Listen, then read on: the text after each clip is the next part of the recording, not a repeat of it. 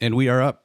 This is the Our Town Podcast, broadcasting from the Uptown studio in Madison, Alabama, where we are right now, the Madison-Huntsville area. As we post these on Mondays, Ricky Fernandez was our first guest, and that was all about baseball and the Rocket City Trash Pandas.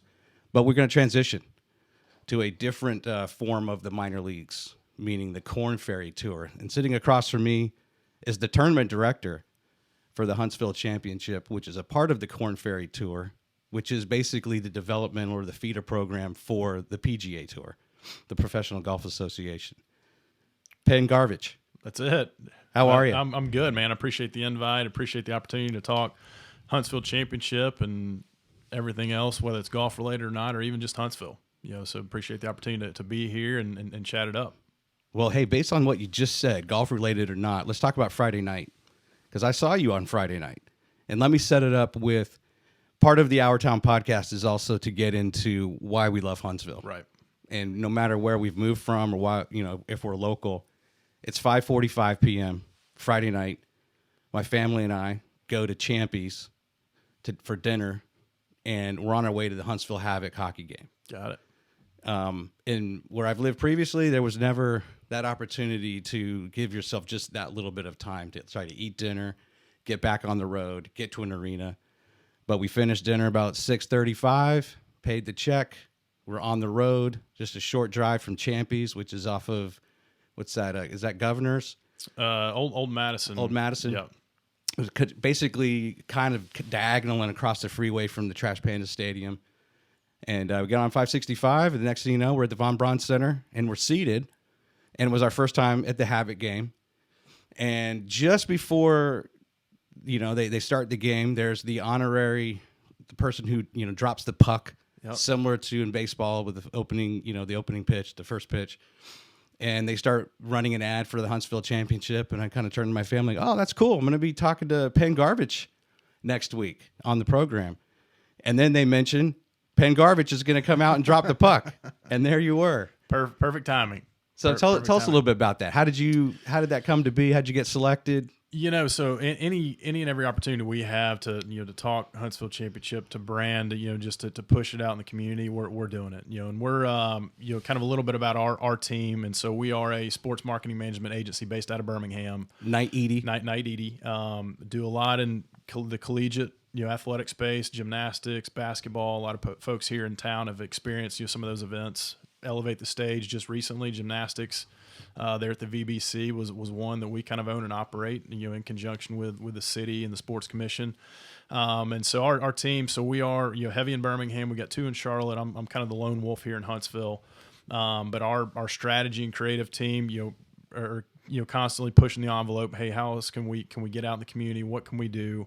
And that's something I'm challenging them. Hey, where else can we kind of promote? And here in Huntsville, outside of Trash Pandas, Havoc, just with us, I mean, those are kind of the only opportunities. Mm-hmm. And so, we've been, pounding the pavement pretty hard, as we're, now 20 days out, but, kind of once we turn that calendar, we get 90 or so days out. Okay. Hey, then we start putting together, what does that marketing plan look like? We've got kind of a ridiculous, aggressive trophy, which I don't know if you've seen the trophy yet. Oh, I have, and we'll show it here in a little bit. Which we'll get into that one. But okay, hey, how else can we kind of just make our presence in the community? Obviously, those that know golf and those that are avid sports fans are aware of it. But how else can we kind of press on the market to understand what we are, what we're doing, what this event represents. And so Tom Winkler and the team over at the Havoc have been awesome partners, and we'll have some activation space for them up at the tournament and kind of work with them on some partnership trades and stuff. And so our team had reached out to Tom and set this up. And so we had activation space there in the concourse and passing out koozies and flyers and letting everybody know about some of the unique opportunities we have. And then, I selfishly threw out, hey, what does it take to drop a puck? Yeah. So got out there and had the trophy out there. And, it's one of those things that you probably think there's more to it than there really is. And then, that quick second where I just dropped it and then shook hands with both the captains. I was like, oh, that was it. Yeah.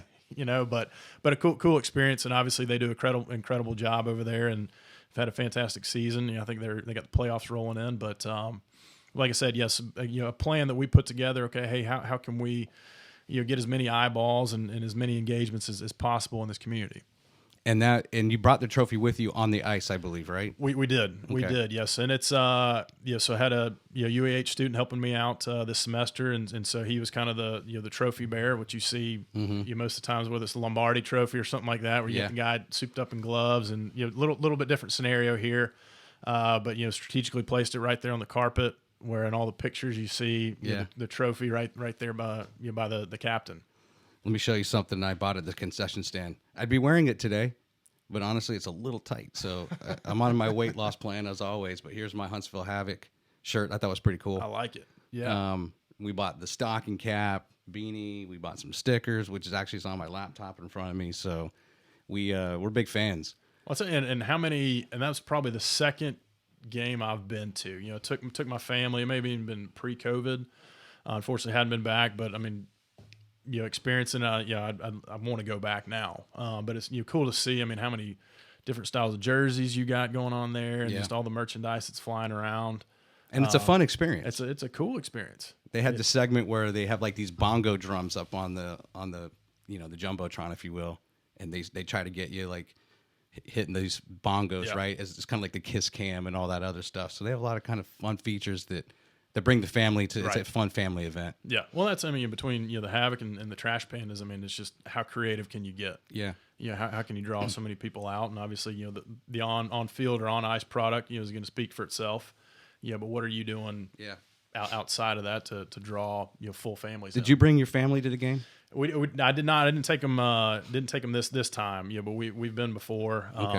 Kind of with the schedule now where it's pretty tight for me, nights, weekends, and Sure. so didn't stay as long as I would have liked. But got just a dose of it. Yeah. To where I want to go back. Well, I mentioned that because I noticed that down on the boards, behind the boards, families can sit at tables and I guess eat and kind of watch the games as family, which is interesting, right? Rather than just being in seats. Great little setup down there, where little hospitality suites, I guess they probably call them. But with the beverage component to it too. I mean that's the way to watch it down there.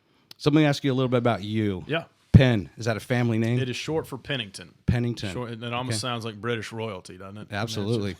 No, but it's Lord Pennington. My grandmother's maiden name, Okay. and so that's what I got pegged with. And usually, when I throw it out there, it's either Ken or Ben or Tim.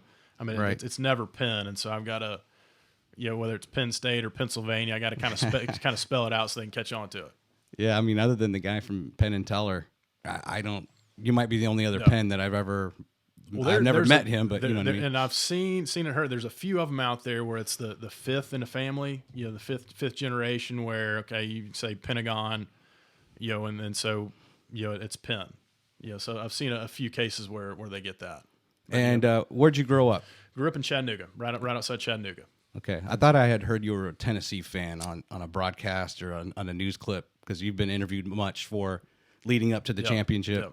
Yeah, I'm a big Tennessee fan. Grew up in Chattanooga. Parents are still there, brothers are still there, everybody's still there, and so the opportunity to get to Huntsville and get a little bit closer to home was too good to pass up. And so, mom was a volunteer, dad was a Chattanooga Mockingbird now. What was a moccasin back then? Okay, and so, but we're Tennessee through and through. And that's Eastern Time Zone in Chattanooga. That's Eastern Time Zone. That's Eastern Time Zone. And no, we're in hostile territory here. And even with the night Eady crew, I mean it's heavy Bama, a little bit of Auburn as you can imagine. And so sounds like a mixed bag anyway with all the other offices you have. Yeah, but it's all in the SEC. It's all So there's some UNC. Okay. Which obviously last night, and I'm not gonna mention anything. But for the most part, it is SEC heavy. Yeah, thanks for mentioning that. It is a Tuesday. There's a lot going on in the sports world. Kansas is now the champion in the NCAA. Jim Nance, who called that game, is on his way, is actually there now at the Masters. The Masters begins this week.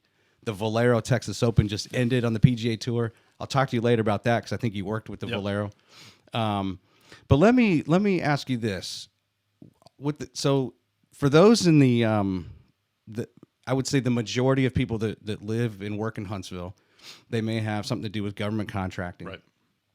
I do as well. I work for Mantech, and the process by which you go after work is, the government puts out a proposal, you respond to it, Hopefully they've selected you. Sometimes that's a lengthy process, and they down select to a couple companies and may ask some questions or have you come in and give a presentation as to why you think you can do the job.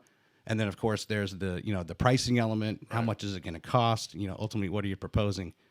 Can you help us understand? I understand back in 2019 when it was known as the Web.com Tour, not the Korn Ferry Tour. Right. And that's a sponsorship or a deal, a contract that will come up for negotiation or bid every 5 to 10 years type thing. But the Korn Ferry Tour selected or opted to create the Huntsville Championship. Yeah. How does Knight Eady get selected to be the tournament organizer? Walk us through that selection process. Yep. And then also, if you can, get into kind of the scope. Yeah. What is it that at the end of the day is the most important thing that you're delivering? Right. So, I'll take, kind of piggybacking off, the Korn Ferry piece where it, was, web.com, it's been Nationwide, it's been Nike, it's been Hooters, and all those serve as, kind of the umbrella sponsor of this tour. PGA Tour is a little different, in that you don't necessarily need an umbrella sponsor, and I don't know that they necessarily even offer it. But in 2019, Korn Ferry, which is a global consulting firm based out of LA, I believe. And at the time, they announced, their title, kind of umbrella sponsorship. I mean, you can imagine, just the number of impressions that they've got, and everybody's like, what does that even mean? What is Korn Ferry? And so right out of the gate, kind of the impact that, that they've seen and they've had, and just the value of them, being a part of this tour, is taken off. And so, and it just, speaks to, to the health of the Korn Ferry Tour. When you got an umbrella sponsor that's fully engaged and wants to be involved and wants to press the envelope, then that's great. I think it makes all the tournament stops, better and stronger for it too. So in 2019, Korn Ferry stepped up, obviously have a multi-year deal. Like I said, extremely involved in the day-to-day of each specific tournament, which you're currently on the calendar. There are 26 stops, 26 international stops. COVID dropped some of those international stops, brought them back: Bahamas, Colombia, Panama, and so those are all early season events. Pick up at LECOM, which I think is the middle of February, and then from there on it's stateside, and we're off running. And in terms of how we kind of got to the point, Knight Eady essentially got ownership of it. And so what it is you have those 26 stops, there are a handful that have the same kind of owner operators, like, Bruno Event based out of Birmingham, which does similar work to us. Obviously they're heavy in NASCAR and a lot more, you can get their hands in a lot more things, are in this space as well. So they've got, 2 or 3 events that they own and operate, whether it's on the LPGA side or the Korn Ferry side or the PGA Tour side. And so, with our team, so it started really with, being involved on the marketing side with the U.S. Women's Open when it was played at Shoal Creek a number of years ago. Okay. Got some work, some contract work there. Started to dip our toe kind of in the golf space. Obviously, we've got some golfers in the office there, and just sports people in the office. And so really want to touch anything and everything around sports and just see the value and understand, just the power that it has. And so kind of with that, started having conversations. Hey, what does it take? Like, what does it look like to run one of these things from start to finish? Right. And started having a lot of those conversations internally. And I was obviously at Valero at the time. And so knew these guys from a number of years ago through some mutual connections, and kind of, watched from a distance to see what they were doing. And then, the conversations continued. They had conversations with the tour, and the tour kind of laid out a couple of things. Hey, you need a community that can support it financially. You need a club, first and foremost, that wants it and wants to host and can accommodate. And then just, you got to have, like I said, the financial structure is a big piece of it, and just the means to operate. And so conversations kept going. The tour came up. Visited Huntsville, and obviously, just by the growth and understanding, just the proximity of it, between Nashville, Knoxville, Chattanooga, and some of those that have hosted before and host now, made total sense. And just the growth of the city and the support that it's getting, and and the backing of sporting events, made sense. And so the tour came in. Had some conversations. We had a relationship with the Ledges, prior to even the conversations taking place, and the tour came in and said, this is a property that we like, that we need to have. And so let's focus on that. Yep. They give you the latitude to choose the course, but then of course they have to approve it. Yeah. More or less. Yeah, I mean, I think it's something, it helps to have, kind of the preset relationships, which we did at the ledges. But ultimately, they're going to come in just from an operational standpoint, from an agronomy standpoint, take a look at it. Hey, can it accommodate this? Can it accommodate that? Look at the clubhouse. You look at some of the amenities, and, Right. and across the board, it checked all the boxes. Yeah.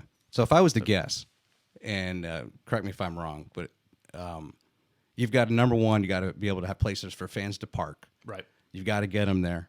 Yep. You've got to have the space to build. You're basically building a small city on the property. Exactly. Where you're building grandstands, you're building corporate hospitality tents, areas for the food and beverage to be served, right? Yep. Little restaurants. You got miles of cable going everywhere. Right. Then you have to have a course that's willing to have the members have to be willing to allow this to happen. Right. Right. Basically shuts down the course Yep. for a period of time. Yeah. Then you have to have somewhat of a curb appeal clubhouse that is striking. And the ledges, by the way, that is a phenomenal looking clubhouse. Then you probably have to have an exciting finishing hole. I think I've heard that before, right? That sometimes you can have the best course out there, but if the 18th hole is not interesting or compelling, when you think about, okay, on a Sunday and you get in the final round, you come down to that 18th hole, that's something that I think is also important in choosing the course. Yeah. Am I correct on a lot of those assumptions? And what other things are there that are into the kind of the course itself that lends itself to the championship? Yeah, and ultimately, I mean, these guys, they'll tee it up in a parking lot if they have to. Sure. Yeah, I mean, they want opportunities, they need opportunities, and that's what's great about this level of golf. The Korn Ferry Tour is, I mean, these guys need starts, and so you look at kind of the field across the board. For the most part, it's going to be the same guys. Where you're going up to the big tour, where guys don't necessarily need starts, and so that field is going to fluctuate week in, week out. It's going to be stronger, it's going to be weaker, and so. At this level, hey, you're getting your top 25, you're getting your top 50, you're getting your top 75, across the board. I mean, because these guys understand, hey, the end goal, hey, it's great to win and you kind of fill up my pockets with a nice check. End of the day, end of the season, I want that card. Yep. And then that's the end goal. And so, like I said, I mean, so they'll tee it up anywhere. But obviously, if you got a course that plays like the ledges and has the views that it does, and the conditions are fantastic. Gotcha. It makes everything so much better. So that really wasn't that difficult for you all to select the ledges. No, I mean, I get that question a lot. You mean, well, hey, why the ledges versus Hampton Cove or Huntsville Country Club or Valley Hill, and obviously they're all great products, great properties, and and they host, RTJ hosted a number of years ago, had a run at it, and so, but I mean, you go up to the ledges and you bring the tour up there and they say, well, hey, this is this is the one we want. This is a premier product, and this is a premier tour. And we want to give these guys, hey, if we can't give them PGA Tour level, hey, we're going to give you kind of the next best thing, or if not, I mean, just a shy, just a tad bit below it. Yeah. To prep these guys. And you talk about just kind of the operational build out, which is kind of my background. I've got a military background, and so know the operational piece where it's moving. Part A to part B to part Z, and just kind of, making sure you get people in the right places, the right times. And so, from a build out standpoint too, a course is always going to dictate what you can and can't do. I mean, so you go up there and half your holes are, one-sided, and even you talk about finishing hole on 18. Yeah. Ideally, hey, we'd love to horseshoe in around, the 18th green. You go up there, unfortunately you can't do that. And so, hey, well, let's get something. Can we build out, close enough where you kind of still have that 18th hole experience, but then, some of the other ones, hey, the par 3-9, which is, the first hole you see when you drive up that mountain, how can we kind of create kind of a cool atmosphere environment around that? And really, hey, what do we have to play with here, and where can we put what? And just also logistically, okay, hey, if we're having to restock food and drink and get spectators there, you're not going to want to walk all the way across the course across the course just to get to your hospitality venue. And so you build it out where everything is in close proximity, makes it a whole lot easier, makes the experience a whole lot better. And going back to where, I typically look at it from, kind of the outside in, where we talk, using the ledges as an example. Okay. Hey, start with parking. What does that look like off the mountain? What does the shuttle piece look like? Let's work outside in. And so then we'll work our way up the mountain, and then we'll start focusing on what this build out looks like on site But first and foremost, hey, let's figure out, hey, where are people parking? Spectators, volunteers, where, and that's the thing too, is just, here in this community, it's educating, the big piece of what we did the past 2 years, is just educating people on what this is, just how to leverage the opportunity. But even then, okay, hey, this is different. This is not the Havoc game where you can park in a parking garage and just walk right there to the VBC. Right. This is, and every golf tournament is going to be like this. Some are fortunate where they've got, lots on lots to park right there on site, and that's fantastic. And every tournament, every course is going to have its strengths and weaknesses, and you just got to be able to feed off of that and adjust as necessary. But for us to have 3, 4, 5 lots right there at the base of the mountain that are in probably less than a mile, that's easy. We can do that all day. And then it's just coordinating the shuttles, getting people up there, getting people down, and so but and it's taking year one. Hey, now everybody's seen it. Now everybody's kind of gone through that drill where, if I'm a volunteer, hey, I park here, I get on this shuttle, I get dropped here, I go here to check in for my volunteer committee. We're off and running. Spectators, same drill. Hey, I'm parking here, getting on the bus here, I get dropped in the clubhouse. Here's where I scan my ticket. Got it. We're in and we're good. Let's talk about the course a little bit, because you had mentioned it, and I did want to mention some things to it. So I'm going to bring up the scorecard on the internet here, and I hope you can see that from where you're sitting. And in particular, because it is sometimes different and odd to see a course either start with a par 3 or have a par 3 as your 9th or 18th hole. I saw it a long time ago at the Kemper Open at Avenel, which is, I think, under a different name in Maryland. It had a par 3 number 9. Yeah. I think the U.S. Open at Congressional had a par 3 10. But it also, sometimes the tour will come in and reroute the course because they don't want that. So here's the scorecard. So a couple things on it. One, in Masters Week, right? And Tiger Woods dominates the golf, and we're still waiting to find out if he's going to play or not. It's a game time decision. What are you thinking on that one? But he's going to play. I think he's going to play. I love it. I mean, it's just a great storyline where he's going to show up. He's still undecided. And I could talk about the Masters for hours. But the reason I bring this up is, Tiger proofing Augusta, right? When Tiger first won in 97, it was a very short course compared to what it is now. Yeah. They may have added 600-700 yards to it. Well, everyone's bombing the ball now, not Tiger Woods. Yep. Even on the Korn Ferry Tour, these guys are bombing it. Right. But so at the scorecard, if you look at the championship tees, I believe it plays true to that number. I think when Barjon, whatever, the French guy won last year, the course played at 71-18, so not much different than its number there. Right. I don't know if up on the mountain there's even room to add or if they need to add, but can you talk a little bit about the player feedback on a par 71 and just under 7,200 yards? I mean, and the guy, like I said, the guys are going to play what they're going to play. And just in terms of the feedback that we've gotten, it's more. I don't want to say less about kind of course conditions versus the amenities that are provided, such as the clubhouse, the locker room, player dining. That is kind of those first touch points that those guys really kind of feed off of. And not that every course is going to be very similar, but you look at the views up here, so it's going to set it apart from any other course. But and I think just talking on that too, where scores. I think everybody was expecting. These guys are just going to go low. They're just going to wear it out, and you look at it, and that wasn't the case. We're 15 under won it in the playoff on 10 there. But and then when the rules official, so there's advanced rules official that'll come in and he'll mark. They actually kind of mark the course, and then he'll come in advance week and do some additional prep.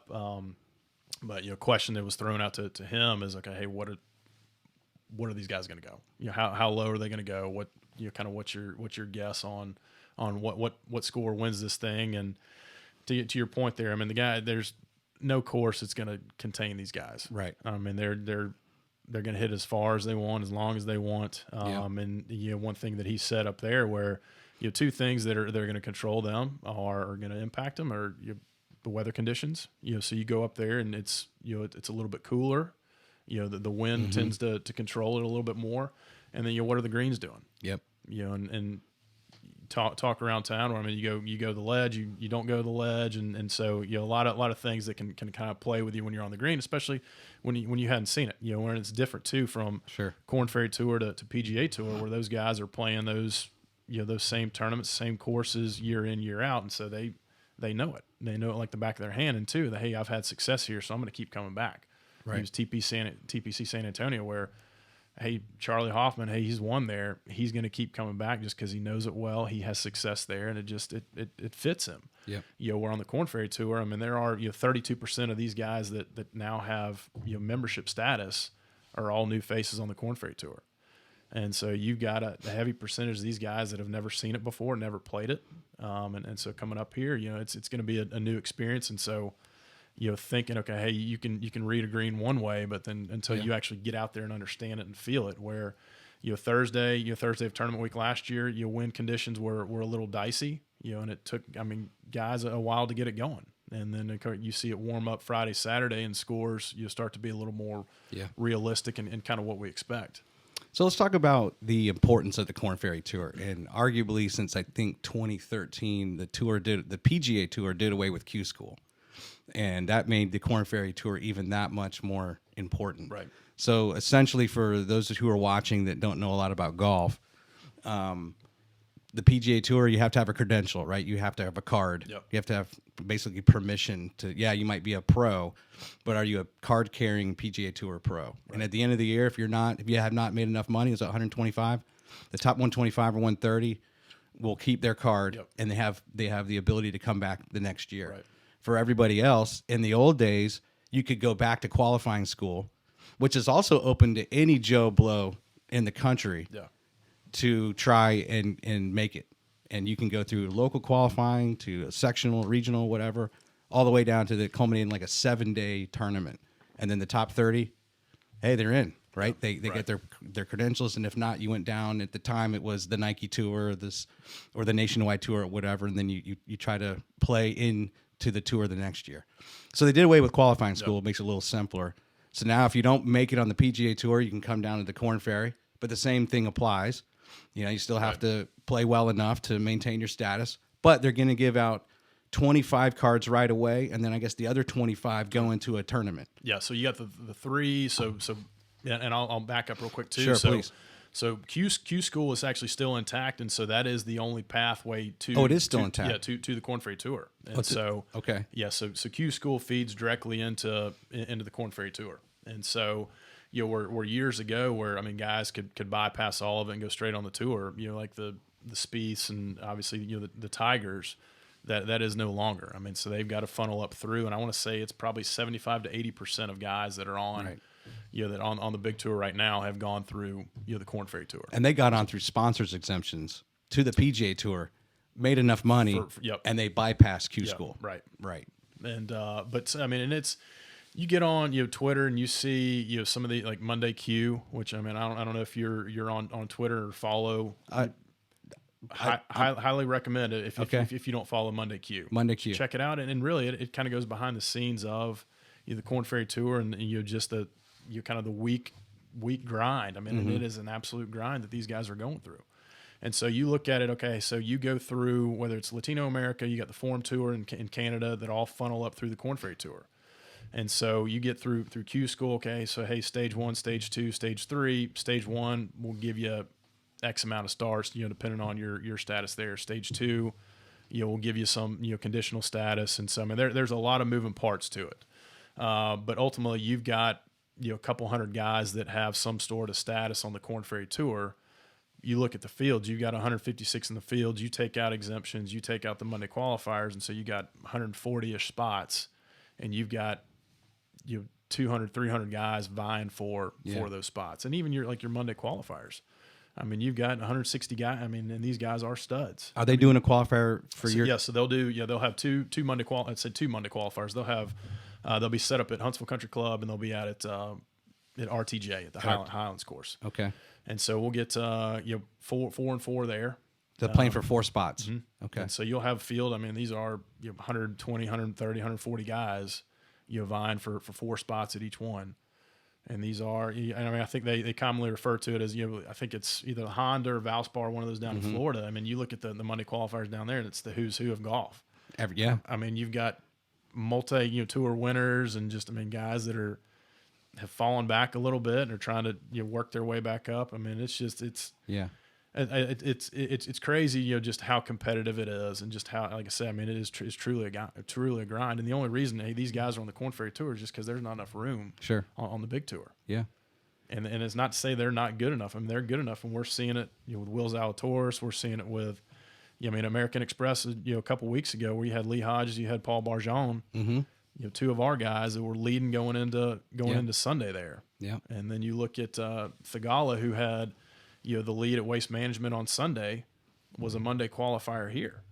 That's awesome. I mean, I think he shot 61 at Huntsville Country Club.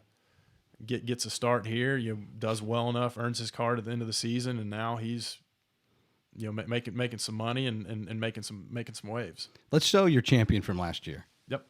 Let me switch over and bring him up. And there he is. So, two things. There's your champion, and the cool thing about the Korn Ferry is he's not here to defend because he's on the PGA Tour. Exactly. And that's what it's all about. Yeah. Did the trophy presentation there on 18, and he made the comment, right out of the gate was, "Thank you, and I hope I'm not back here." Right. And even for us, no hard feelings. No hard. Yeah, and we honestly we don't want to. We'd love to have you back. Right. And that's the great thing about the big tour is, hey, you can always expect those guys to come back to defend their title. We're here, we don't want you back. Now let's talk about the trophy, because you had mentioned that at the beginning of the program. It's unique. Yes. Talk us through that. What was, the process of creating it and, just the thought behind it? So went through and for us too, where we built everything from scratch here. It's everything, and just all these little details that you're not thinking about, but you got to think about, where it's okay, hey, even just tickets. Hey, we got to create tickets. And this is, we were going physical tickets. Like, what do those even look like? Is it a paper ticket? Is it a plastic ticket? And now we've shifted digital, which makes it a whole lot easier. But it's even just, and that's where our team, does an incredible job on the creative side, where, hey, the look and feel of some of these things, everything's consistent, just building out the brand. But, just even little details like that. Hey, what is the trophy going to look like? Because we don't have anything. And, right. Hey, let's, and I mentioned it to Mark McCarter, who was with the CVB at the time. I was like, hey, looking to do something cool and creative, that it's not a glass vase, it's not your standard trophy out there, and that kind of sets the tone for Huntsville, the Rocket City. The Saturn V replica obviously is an easy one to kind of pinpoint there, and so had reached out to Mark and said, hey, who's somebody local? And that's another thing too. Like, as we build this thing, we want to go as local as possible. It's local food, it's local drink, it's local vendors. Hey, everybody wants to be everybody. We want everybody to be part of this thing, and we want to give back to those that are local. Mm-hmm. And so, went to Mark McConnor, said, hey, need a trophy built. Who can do something that's cool, that's creative? And he said that there's a guy here in town, Micah Gregg, with Drop Metal, and he's got a lot of art throughout the community. He's got a piece over at Fractal Brewing, which is pretty cool, and so a lot of pieces out there. And Mark said he's extremely busy, but something like this may catch his interest, and so reached out to him and kicked it over to our creative team, and so started to come up with some ideas of what this might look like, and reached out to Mike and said, hey, here's what we've got, here's what we're looking to do, take it and run with it, and so I went over to his shop a couple times as he was building this thing out, and he would send me pictures, and I was like, that's pretty big, it's pretty aggressive. And then even good, and by the time he finished it, I was like, yeah, that's aggressive. But it's kind of worn off on me, and with the base there, it's very Stanley Cup-esque. Now we've got the label with Paul Barjon on there, and we'll start to add champions on the base, and so that's cool. But and it's deceiving because that doesn't go home with a champion. That's something we keep here, and so I've also tasked Micah with, hey, create us kind of a replica of sorts that we can send off with the champion, and so put in their case. Yeah, and while it's not that right there, we've got something that's pretty close. And then end of the day, hey, it's a trophy they can put on the shelf, but they're in the driver's seat for their tour card, which is more important to them. Let's talk about let's change gears a little bit. When you sent me your headshot that I'm going to include in our promotional stuff, you were wearing a Ryder Cup 2016 jacket. And I looked at Knight Eady. You guys did some work at the Ryder Cup and the Valero Texas Open. But specifically, let's talk about volunteers and then also the college. I think he went up to, I won't show it in the interest of time, but I think it was at a university in Minnesota and used a lot of those college kids for experiential learning, being involved in the tournament. Can you talk a little bit about that, and or even here in what you're doing in Huntsville? Are you doing the similar thing with some of the college age kids to get them an opportunity to learn about marketing and promotion. This is a city that's huge on cyber and NASA and Army and all of that's here and front and center. But what about those that might be tuning in that are interested in careers in marketing, Right. and entertainment or hospitality management? Can you talk a little bit about that? Yeah, that's so going back to and even so when I was with the PGA, it predates my time with Knight Eady, and so had the opportunity to work at PGA Championship there in Louisville, and then the Ryder Cup up in Hazeltine, and from Louisville, kind of took a model with us up to Minneapolis, and partnering with the local sport. I mean, the local colleges or universities and their sport management programs, because it's just the hands-on experiences are invaluable. I mean, that's something you got to have. And I was fortunate to to go through grad school at University of Louisville, and that's how I got my start in golf. Got Nice. on board as an operations intern there for the senior PGA Championship, and kind of took it and ran with it, and saw just the value in creating opportunities, whether it's you're coming on full time as an intern or even just volunteering and just being exposed to to the sports industry. And so same thing, that we did there at Louisville, we did it in Minneapolis, and, partnering with, 2 or 3 different universities, their sport management students, and hey, build out, and getting with the professors that build out your curriculum, say it's a sport management class. Hey, will you focus on, the Ryder Cup, and we'll feed you everything you need from, kind of the sponsorship sales piece to the volunteers to the operations to you name it, the charitable component where it all ties in a lot of pieces there for your class into the semester. Come out, you'll work a week there, and we'll put you in real-time roles, and you're getting some real-time experience where, like I said, I mean, you've got to have that, especially in the sports industry. And so taking that too and bringing it, bringing it here to Huntsville. We've got great relationships with Alabama A&M and University of Alabama Huntsville, UAH. And both their sport management programs, and I've got two semester interns, one from A&M, one from UAH, that are full go with me, and they're actually packing volunteer uniforms right now, and so awesome. They're grinding away on that. But then in addition to those 2 students, okay, hey, you bring your because I know they both got sport management classes, and so I've encouraged both professors on both sides there. Hey, tournament week, take advantage of this thing. And so they'll be coming up here, in the coming weeks, on site, and then even, tournament week doing some, helping us out in some various roles on the volunteer side, hospitality services, operations, and just seeing it, start to finish. Because you think about it here in Huntsville, you don't have a whole lot of those opportunities. And so, you've got the Havoc and the Trash Pandas, obviously those are easy ones there. But we're another one we kind of add to the mix. And I was fortunate, in Louisville, where, I mean, Louisville is known to host big time sporting events. And so every time you turn, hey, there was an opportunity, here or there. And even if you weren't involved in it, weren't interested in it, and that was, probably the best piece of advice I got going into grad school. Like, it doesn't matter if you're interested in it, you know anything about it, jump on board, volunteer, raise your hand, get engaged, get involved. And, that's how I got involved in golf. Played a little bit growing up, but was not a total golf nerd. I mean, I think I played everything but golf.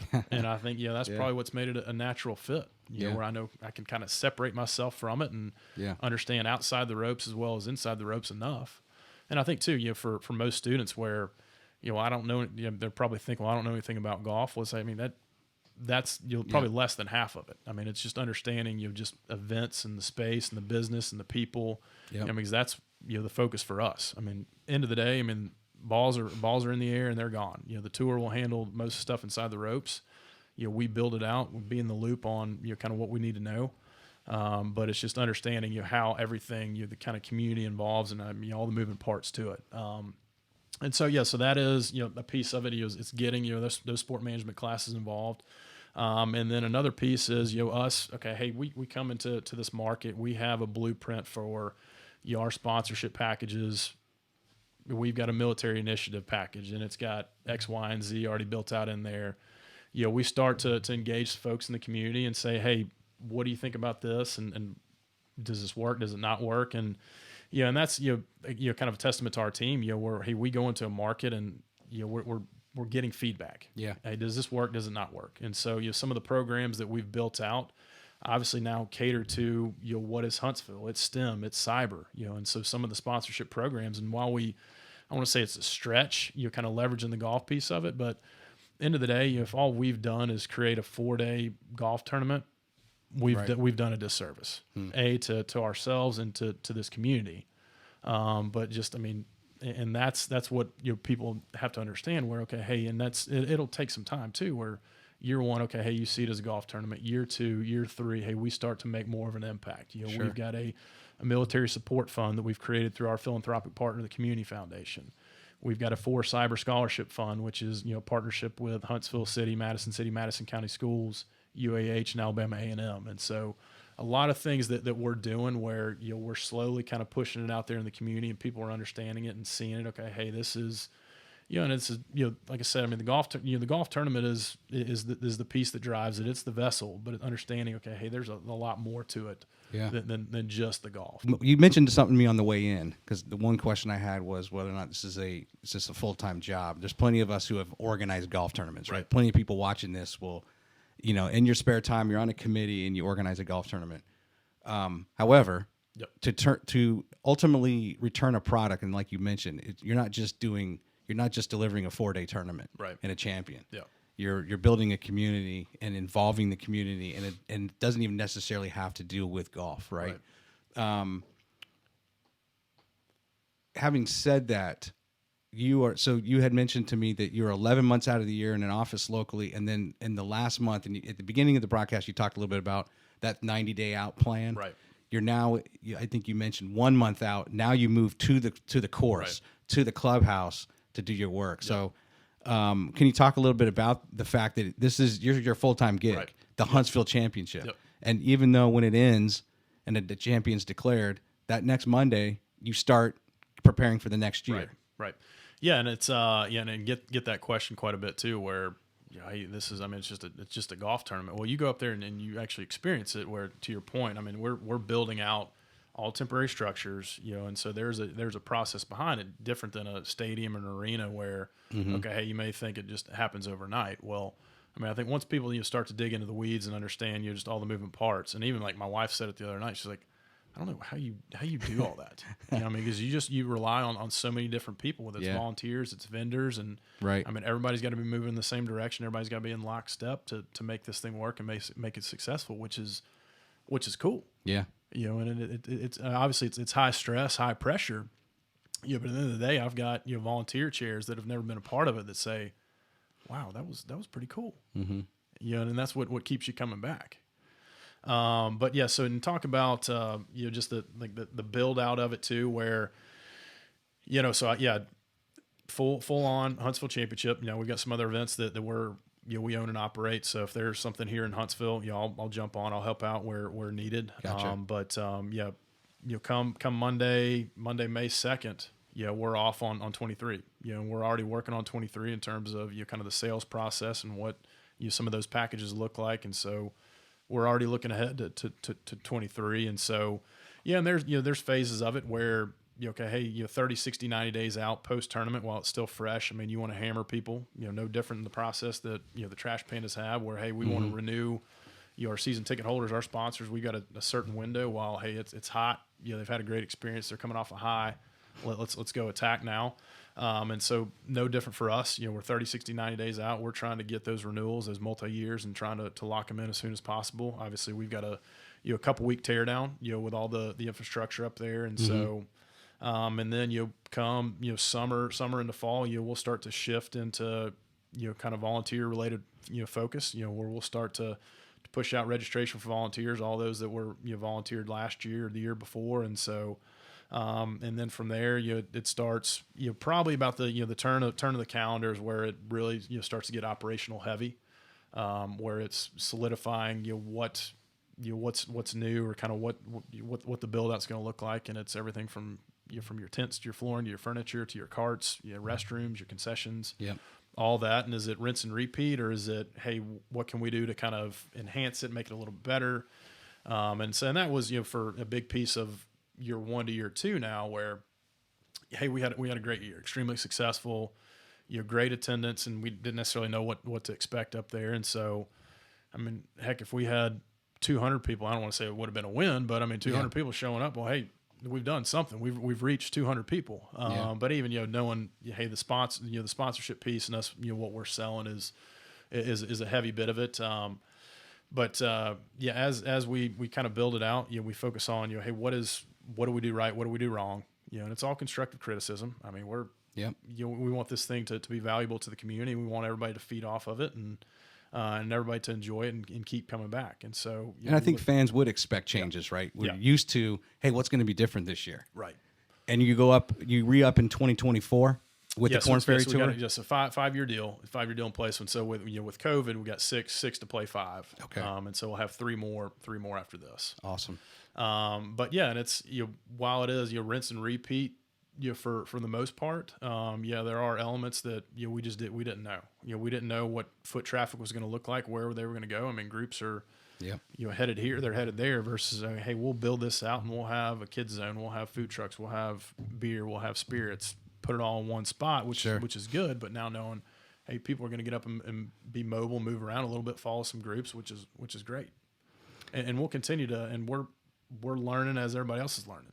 Volunteers are learning, spectators are learning. We'll continue to learn, and we'll continue to make this an event that, that continues to impact the community. At the end of the day, that's what we want. Yeah. We're going to make an impact on the community, and that's across the board. PGA Tour, Korn Ferry Tour. It's the philanthropic push that makes that sets it apart from any of those other organizations. And how cool for a community to see that, right? There's only so many places the tour can go, or the Korn Ferry Tour can go. And to be a part of that in that community and to be consumers of it is really cool. Well, that's what I said too. Whether it's media day and when I'm, some speaking engagements. For Huntsville to be included in, the 40 to 50 stops on the tour, and then plus the 26 stops on the Korn Ferry Tour. Yeah. To be included in, just speaking on the Korn Ferry Tour, to be one of 26 stops that are international. That's big time. That's a big deal. And also, I said at media day last week where you're getting to host 156 of the world's best golfers. Sure. The world's best. That's true. And just an opportunity like that. Whether it's, I said it too, it doesn't matter what event it is. To host the world's best at anything is a pretty cool opportunity. I know time has gone. Can you believe it? It just flies. So I got, instead of giving you the quick 6, I'm going to ask you one question. Yep. What you got? What do you love about Huntsville? If you were to appeal to all the people, right? You said you're from Chattanooga, went to school in Kentucky, it was a Valhalla. Is that where the course you worked at? Yeah. There's people from hopefully all over the country. They're going to tune in, but we love Huntsville, right? It's our town. What can you offer to someone to bring them here? What's that one? Hey, this is the best thing about Huntsville. So kind of quick backstory too. So from Chattanooga. My wife's from Naples, Florida. Okay. Got married down in Naples. After marriage, went to Louisville, went to Minneapolis, went to San Antonio, and now Huntsville. And we've taken had our oldest in Minneapolis, had our youngest in San Antonio, and now raising them here in Bama. And it's just, it's kind of cool how we've That's taken a lot of different regions. It is. I love it.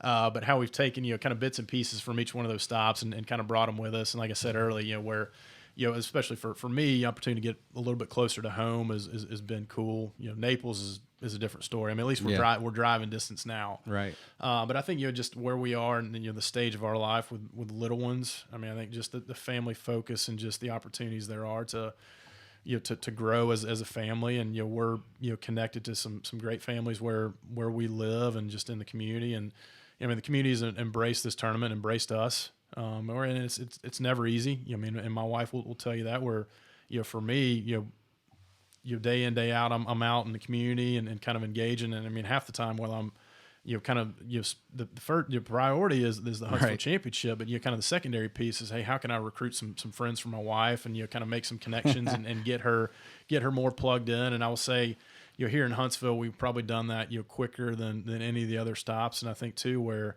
we knew that there was, probably an inline at, Minneapolis was 2 years. San Antonio, it was indefinite.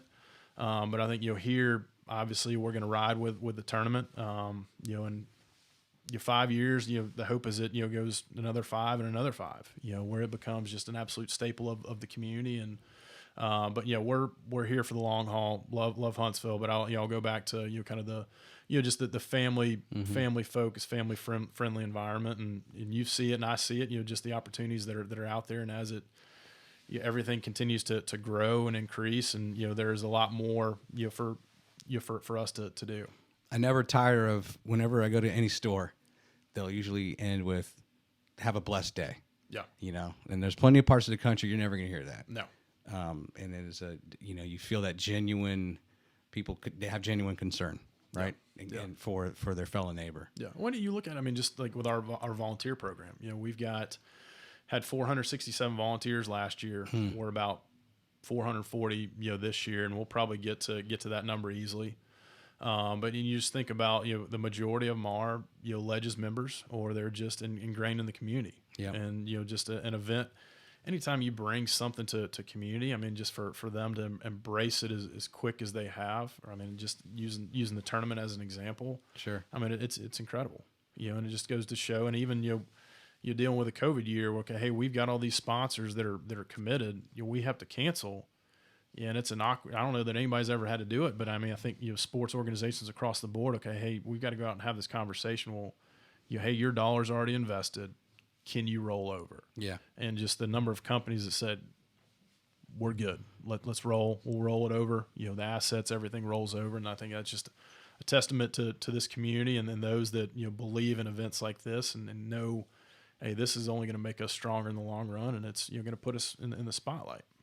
Tell you what, if you're okay with it, how about if you would mind coming back on after the tournament? I'd love to hear a little bit more and get more into the feedback loop or focus groups, how you're going to engage with the fans that were there or the players, and kind of continue that. And I think you've done a really good job of helping some that might be watching that, again, have an interest in sports marketing and or event management, whatever it may be, and also being okay with, hey, I don't know anything about golf. Yeah. Ricky, our episode 1 guest from the Trash Pandas, didn't play baseball. He's a football guy. Yeah. But he's a heck of an MC and a personality, Right. and you know, knows a little bit about baseball, but that was not his sport. Yeah. And to inject that confidence in people, even me as a manager, I'm in cyber, but I can't keep up with cyber necessarily in technology, but I can manage people. Yeah. Right, and I can manage customers and relationships, which ultimately everybody has a job, you know, and that's, you know, and you have to focus in on your job, right? Do your job to ultimately make the whole team successful. Yeah. And that's, you know, and talking to, you know, my interns, where, I mean, this is outside of, you know, the experience that you're getting, but it's more so, I mean, just the people that you're interacting with, the people that you're meeting, from whether you're a retired volunteer or just it's a sponsor. I mean, just, you know, and, you know, my one from last year, I said, you know, hey, take advantage of everybody that you're shaking hands with, every name that you're seeing, you're hearing.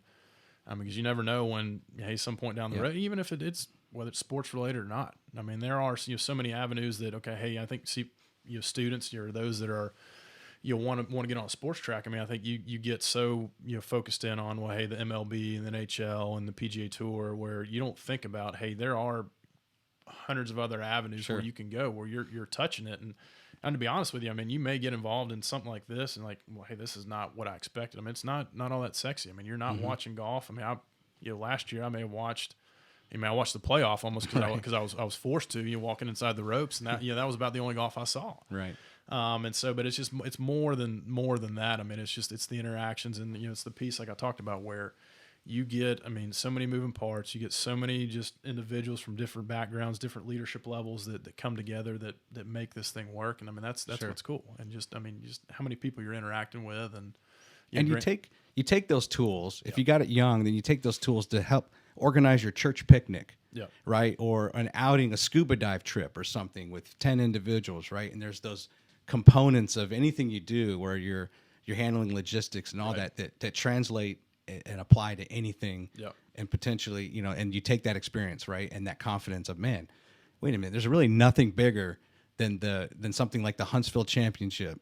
Right. Of the Korn Ferry Tour, and the PGA Tour is a global, and it's actually probably the best representation, in my opinion, of a sports organization that truly encompasses the entire globe of the best athletes on any tour in any country. There is no hidden talent that we don't know about when it comes to golf, right? And so it's a big deal. Yeah. So Penn, I appreciate your time. Yeah, I appreciate you having me. And you were right. I mean, we could keep going. I know, man. We could keep going. But would love to come back post tournament and kind of give you a recap, really, you know, just kind of an inside scoop from what I saw, you know, some feedback I got, and like I said, I mean, all feedback is valuable, you know, and we appreciate it, and you appreciate those folks that are listening in, and encourage them to check out, you know, everything that we've got going on, HuntsvilleChampionship.com. volunteer. We're like I said, we're close to probably closing it out. Good any day tickets. All our ticket options are still live and up there, and we know with golf, where it can easily be kind of a last minute decision. We've got those good any day tickets. So if you look at the forecast Thursday, Friday looks rough. Come on out Saturday, Sunday, and we'll hammer home. Saturday, Sunday is most tour stops there. I mean, they're kind of weekend tournaments, and full expect that we'll have. I don't want to say full expect, but the weather that we had last year, help to drive it. And so no guarantees there, but fingers crossed that we'll get some good weather, at least a couple days of it, and we'll rock and roll. Hey, sounds good. Hey, again, thanks so much for joining us and on this, and I look forward to talking to you again. Thanks for having me, buddy. All right, Penn, have a good one.